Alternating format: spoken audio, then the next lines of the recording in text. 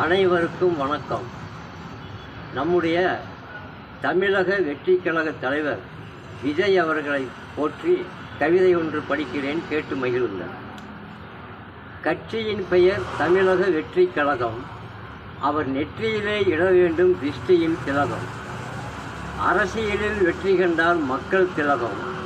நம் விஜயை கொண்டாடும் நம்முடைய உலகம். திரையுலகில் அவர் புகழோ இமயம். பலருக்கு செய்து வந்தார் உபயம். கட்சி கொடி இன்றானது உதயம். தமிழ் மக்களுக்கு குளிர்ந்தது இதயம். அறிமுகம் செய்து வைத்தார் கொடி.